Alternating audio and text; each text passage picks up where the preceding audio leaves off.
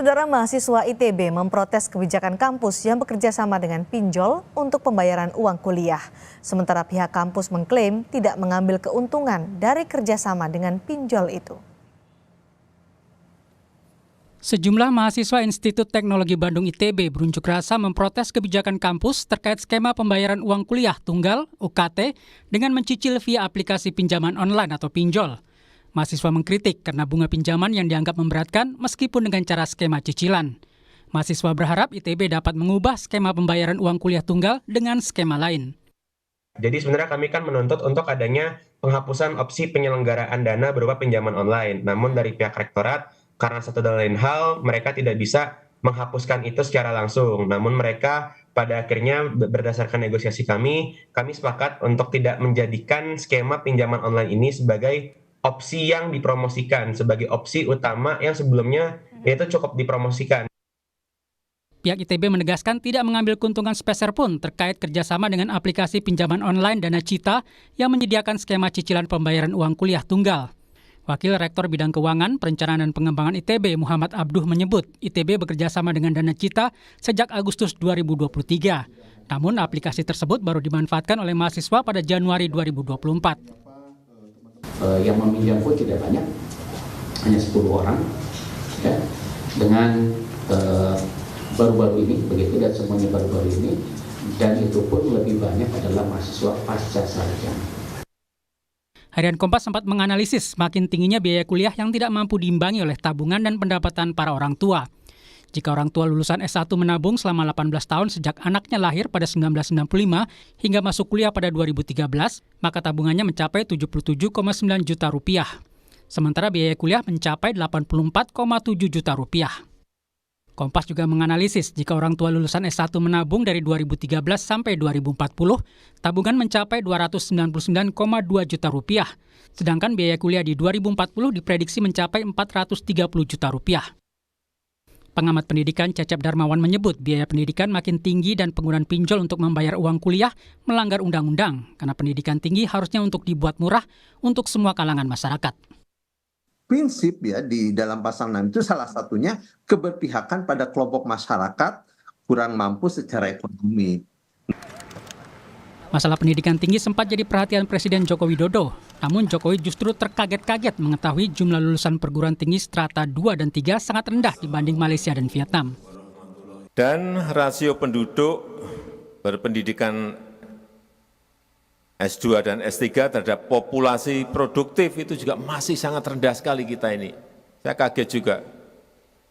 Kemarin dapat angka ini saya kaget. Indonesia itu di angka 0,45%. 0,45%. Negara tetangga kita,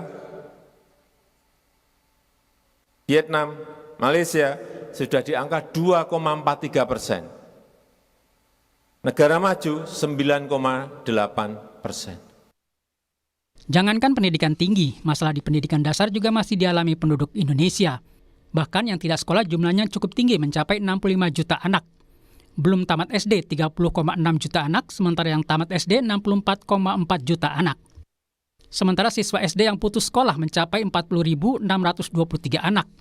Jumlah siswa putus sekolah tingkat SMP sebanyak 13.716 anak, di tingkat SMA yang putus sekolah sebanyak 10.091 siswa, dan di SMK mencapai 12.404 siswa. Pihak universitas harus mencari cara untuk membantu mahasiswanya yang mengalami kesulitan membayar tanpa menggunakan pinjol yang bisa merugikan mahasiswa.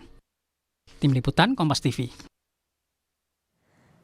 Kampus ITB menawarkan pinjaman online atau pinjol untuk pembayaran uang kuliah tunggal mahasiswa. Meski perusahaan pinjolnya berizin resmi di OJK, apakah benar skema pembayaran UKT pinjol akan menjerat mahasiswa ke depannya? Kami bahas bersama perwakilan Kabinet Mahasiswa ITB Revan Kamulya dan Ketua Komisi 10 DPR dari fraksi PKB Saiful Huda. Selamat malam Mas Revan, Pak Saiful. Selamat malam. Baik, terima kasih sudah bergabung di Sapa Indonesia Malam. Mas Revan, boleh dijelaskan kembali kepada kami keberatan dari mahasiswa terkait opsi pembayaran UKT dengan menggunakan pinjol ini? Oke, terkait hal tersebut kami keberatan karena di sini ITB utamanya coba mengarahkan mahasiswa ITB itu untuk menggunakan pinjol sebagai solusi pembayaran UKT gitu, karena secara tiba-tiba pada tanggal 22 Januari kemarin, mahasiswa yang mengalami kesulitan pembiayaan ya, tidak bisa FRS gitu, tidak bisa mengisi rencana studi yang notabene berarti tidak bisa melanjutkan ke semester berikutnya. Dan yang sangat disayangkan seperti yang saya bilang tadi, ya ITB malah mengarahkan mahasiswanya gitu, menggunakan pinjaman online Dana Cita karena secara eksplisit laman untuk menuju Dana Cita itu dicantumkan gitu dalam pada kanal pembayaran di situs akademik Oke. ITB. Bunganya berapa sih, Mas Revanka, kalau pakai Dana Cita untuk membayar Oke. UKT? Oke, berdasarkan apa yang telah dikumpulkan, per bulannya itu mencapai 1,75% dan diakumulasikan bisa lebih dari 20. Bisa 20% per tahun Ya, atau per bisa bulan? lebih per tahun. Kalau Per per tahun bulannya 20%. 1,75.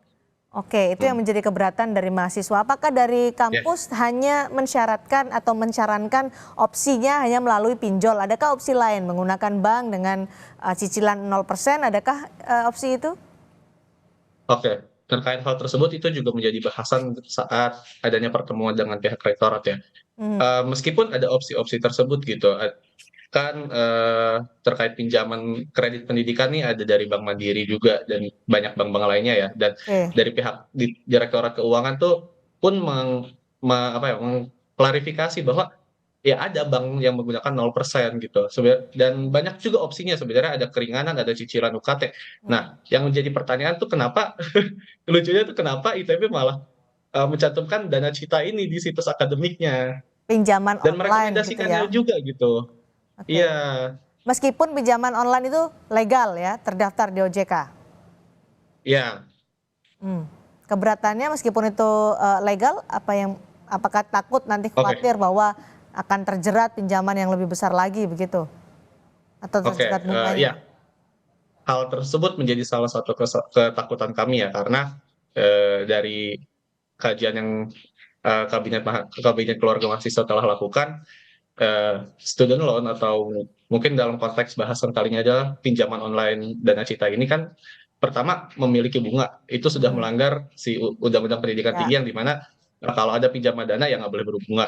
Kedua, dengan adanya penggunaan pinjaman dana gitu, terutama berbunga gitu, itu memberi eh, beban jangka panjang untuk mahasiswa karena oke, berarti mau tidak mau ketika sudah menggunakannya ada tanggung jawab baik. tambahan untuk membayarnya gitu bahkan setelah lulus jika tunggakannya juga banyak. Nah, oke, Dan apa ya itu tuh merupakan presiden yang buruk untuk suatu lembaga negara malah membuat mahasiswanya gitu ya mahasiswanya terjerat oleh hutang gitu. baik. Pak Saiful, gimana sikap Komisi 10 Ya. soal ini? Karena penggunaan pinjol jelas-jelas tadi menyalahi Undang-Undang Pendidikan, bahkan tadi dikhawatirkan bisa Selamat malam Pak membebani Saiful, suatu kehormatan mahasiswa buat saya. dengan bunga Malam, yang Mas besar Reza. tadi dijelaskan oleh Mas Revanka.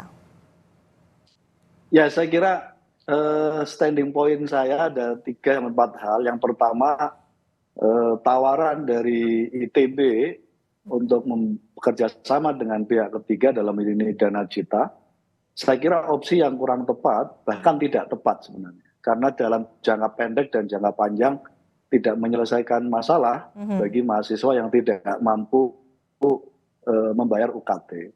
Terlebih-lebih bunganya cukup tinggi itu sangat tinggi sekali. Dan itu menyalahi aturan regulasi yang ada. Itu yang pertama.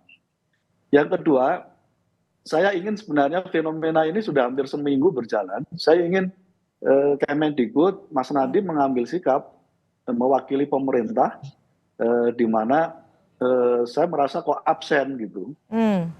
Karena prinsipnya mahasiswa yang tidak mampu, pemerintah harus mengambil langkah untuk memastikan bahwa mahasiswa yang tidak mampu tetap harus bisa kuliah. Pemerintah karena bisa itu saya intervensi ya, Pak Saiful ya? Sangat bisa. Tinggal diajukan skemanya seperti apa, Komisi 10 akan secepatnya merespon dan mensetujuinya. Karena itu saya mengapresiasi langkah dari Ibu Sri Mulyani yang ada skema untuk menjadikan dana LPDP diskemakan untuk memberikan student loan bagi teman-teman mahasiswa. Tapi prinsipnya jangan juga ada bunga. Jadi semangatnya adalah memastikan semua mahasiswa yang tidak mampu harus difasilitasi dan dituntaskan oleh pemerintah. Nah, yang ketiga, ini semua karena efek dari eh, kampus kita yang hampir ada 21 kampus termasuk ITB yang sudah berstatus sebagai PTNBH. Nah, di dalam regulasi menyangkut PTNBH ini, saya sudah cek berkali-kali dan bahkan saya sudah lama khawatir transisi dari PTNBH itu akan berisiko terjadinya komersialisasi pendidikan. Dan faktanya betul bahwa kampus-kampus kita sebenarnya belum siap untuk menjadi PTNBH, di mana sederhananya kita bisa definisikan PTNBH itu sebenarnya memberikan kelonggaran kepada kampus untuk mencari sumber pendanaan lain di luar APBN. Nah, apa yang terjadi 10 tahun terakhir pelaksanaan PTNBH, kampus menurut saya gagal untuk mencari sumber lain, kerjasama dengan swasta dan seterusnya untuk pengembangan kampus. Yang terjadi adalah kampus yang berstatus PTNBH melakukan kenaikan pembiayaan pendidikan yang dibebankan kepada mahasiswa, dan itu yang terjadi adalah kenapa potensi terjadi komersialisasi pendidikan terjadi, termasuk ITB. ITB dalam 10 tahun terakhir kalau kita cek sumber pendanaan di luar APBN yang kerjasama dengan pihak ketiga, dalam hal ini dengan pihak swasta. Baik, Pak Saiful. Oke, sepertinya komunikasi kami terganggu dengan Pak Saiful ini. Sinyalnya kurang jelas, mungkin bisa sedikit bergeser Pak Saiful. Mas Reva, nggak kembali ke Anda. Kalau usulan mahasiswa bagaimana untuk pembayaran UKT ini menurut Anda yang paling tepat? Kenapa? Sorry? Usulan dari mahasiswa untuk pembayaran UKT seperti apa? Oke, untuk pembayaran UKT, sebenarnya dari mahasiswa ITB utamanya menuntut untuk memastikan dulu hak pendidikan dari seluruh mahasiswa gitu ya, bisa melanjutkan studinya di semester ini dan semester berikutnya. Cuma ada beberapa usulan yang strategis gitu ya. Bukan secara teknis, kami mengusulkan untuk membenahi kembali gitu sistem penyerapan beasiswanya dan bagaimana skema-skema lainnya gitu seperti keringanan dan cicilan UKT, karena ada beberapa hal gitu ya kayak beasiswa ternyata tidak terserap secara penuh gitu untuk mahasiswa dan juga bagaimana pemilihan pemberian beasiswanya juga masih kurang tepat, karena dari pihak ITB juga sempat mengklaim bahwa ya ada ketidaktepatan dalam pemberian beasiswa, dalam pemberian keringanan. Nah, dua, mungkin lebih transparan dan melibatkan mahasiswa yang dimana kebijakan finansial ITB itu kan juga mempengaruhi langsung ke mahasiswa Sudah gitu ya. ada pihak kampus untuk yang mempertimbangkan lagi gitu. sudah ada pihak kampus yang menanggapi unjuk rasa atau protes dari mahasiswa ini? Kenapa? Sudah ada pihak kampus yang berdialog dengan mahasiswa setelah diprotes ini? Oke, setelah protes ini sudah ada kurang lebih 2 kali dialog secara langsung sebenarnya. Apa yang disampaikan oleh pihak kampus? Oke. Secara umum dialog yang telah dilakukan ya, pihak kampus menyampaikan bahwa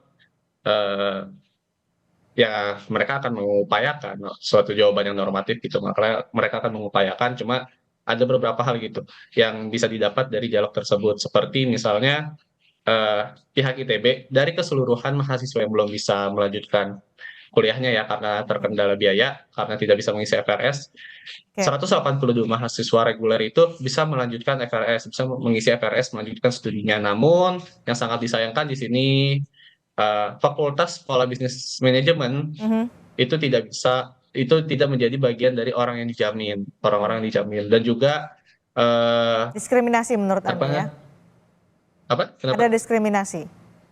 Iya, ada diskriminasi di sana. Dan tidak cuma mahasiswa SBM, mahasiswa kelas internasional atau jalur mandiri juga tidak ada kepastian yang jelas terkait hal tersebut. Dan juga ITB berkomitmen untuk menghapus opsi dana cipta secara eksplisit gitu di situs akademiknya. Namun berdasarkan konferensi pers yang dilakukan tadi siang ya tidak bisa, opsi dana cipta tetap dijadikan opsi namun tidak dieksplisitkan. Lalu yang ketiga di sini ITB memberi rencana bahwa ada asesmen terkait kesanggupan pembayaran UKT. Dan yang sangat disayangkannya Oke. dilakukan setelah FRS gitu. Dan Oke. jadi pertanyaan, kenapa nggak dilakukan sedini mungkin sebagai Ya. upaya pencegahan hal ini terjadi. Baik. Oke, Gitu. Mas Revanka. Pak Saiful, jadi apa upaya Komisi 10 DPR untuk bisa membantu mahasiswa ini? Saya kira pemerintah harus memastikan melalui Kemendikbud semua teman-teman tadi sekitar 187 dipastikan bisa kuliah dan memastikan mereka bisa tetap berjalan sebagaimana mestinya. Mudah sekali sebenarnya itu, dan itu sangat kecil secara hitungan ya. Secara jumlah sangat kecil sekali, tinggal diintervensi sebenarnya pemerintah.